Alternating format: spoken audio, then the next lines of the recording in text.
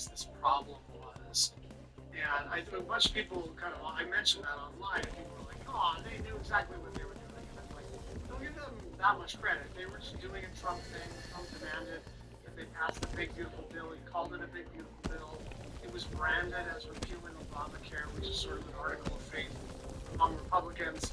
And but now they're seeing these premiums and things. And, part of it was like we're screaming, hey, man, you're going to double premiums for 22 million Americans, many of whom, most of them, are Republicans. And they just thought we were kind of like using a talking point. But now the letters are going out to tell people your rates are up. And so it is starting to sink in two things. First, that this is a real crisis. It's not something we just went into a lab with some strategists and pollsters to try to figure out what to fight about. This is the thing that is the most urgent crisis in terms of the cost of living for people in the United States of America. I mean, the price of vegetables is up 39%. The price of coffee is up 29%, 20%. The price of electricity is now rising at double the rate of inflation, and now this. And so this is the place where we can take a stand and make a difference. That's number one. Number two is, I think they just thought that we weren't all that serious about it. And they thought that it was going to be a replay of March. But it's not March. The sort of parade of horribles that they were contemplating, they basically went through with everything prior to the shutdown anyways. Bye, motherfucker. Watch out, we're going to cut things from Democratic states. And all of us are looking at each other going, yeah, you're doing that right now. Right. And I also think the threat to lay off hundreds of thousands of federal workers who are disproportionately veterans, the threat to not give them back pay, all of that has backfired. You gonna plan it, bitch? General public, where there's a beltway argument about a clean CR versus a 7-week versus a 4-week and all that stuff, but are smarter than all of us. Sure, they're not paying super granular attention to every detail, but they know one thing. Donald Trump is in charge of Washington, and when things are fucked up, it's very likely his fault.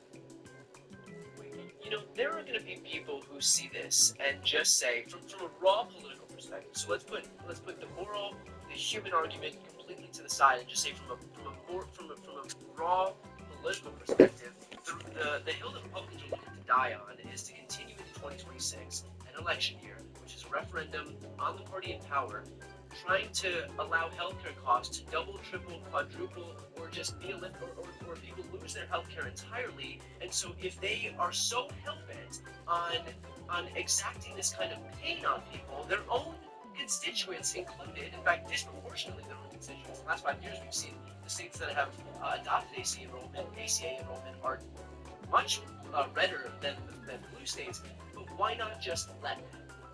I mean, listen, I'm not that cynical. I'm just not. But I've certainly made that argument. Like, if we were a little more cynical, we'd just let you stew in this and say, you just did a super unpopular thing. I wish you the very best. But, like us or not, we're, not strong enough or whatever, we actually really care about tens of millions of Americans being thrown off their health care. We really care about Medicaid being destroyed and rural hospitals getting crushed. Like, we're very worried about what's about to happen to Americans, and we're trying to fix it. The other thing I'd say is that, in the run-up to the midterms, when we actually did save the Affordable Care Act, the same argument was made. Why don't we just let them do it? Because that'll make us stronger in the midterms. And the truth was, we saved the Affordable Care Act, and then we still ran on them trying to repeal the Affordable Care Act and have very good midterms. So I think we can do the right thing and the smart political thing. And in this case, they are very much aligned.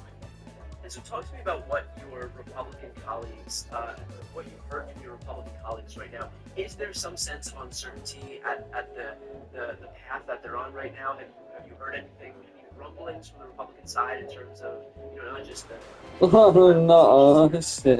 ramifications here, and the consequences on their own states, their own districts? The answer is sure, rumbling. What? But this all is going to go through Donald Trump. Mike Johnson in particular is not going to make a move without it. And, we saw him on TV. We saw him shut down the House for 3 weeks unexpectedly. And so my view is, we can negotiate with rank